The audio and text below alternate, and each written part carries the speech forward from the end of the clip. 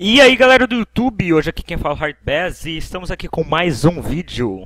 Dessa vez é um vídeo de agradecimento e com forma de agradecimento eu vou estar disponibilizando um GFX e um som de FX Pack para a galerinha aí que me acompanha. E qual é a comemoração porque eu estou fazendo esse vídeo? Eu cheguei a 3.000 inscritos. Sei lá, cara, 3.000 inscritos é muita gente, eu não consigo, tipo, imaginar 3.000 pessoas juntas assim, tá ligado? É muita gente, 3.000 inscritos, é inimaginável. Muito obrigado, eu nunca imaginei que eu ia conseguir chegar nesses 3.000, eu lembro, tipo, no começo e tal, eu não passava de 500 inscritos, eu ficava triste sozinho. Mas, caralho, opa, desculpa o palavreado, mas é muita emoção, cara. É muito mesmo. Muito obrigado por quem se inscreveu, por quem vem me ajudando, vem dando like e tal, vem assistindo meus hits. Eu agradeço muito por vocês estarem fazendo isso.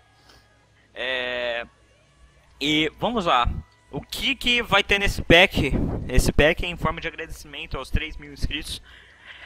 Seguinte, vão ter brushes para Photoshop, texturas, provavelmente vai ter. Se vier alguma repetida do outro pack, me desculpem, mas aqui tem muita e, né? Layer Styles para você colocar nos seus textos e coisas do tipo. Gradient Maps para você dar uma alterada na cor e coloração e algo do tipo. E tipo, coisas do tipo, imagens e tal, é bem legal. Social Icons, que é tipo link de imagem de Facebook, Twitter, para você colocar em backgrounds, parceiros e não parceiros. E o template do YouTube, que muita gente vem pedindo e tá aí. O template do YouTube de parceiro e não parceiro.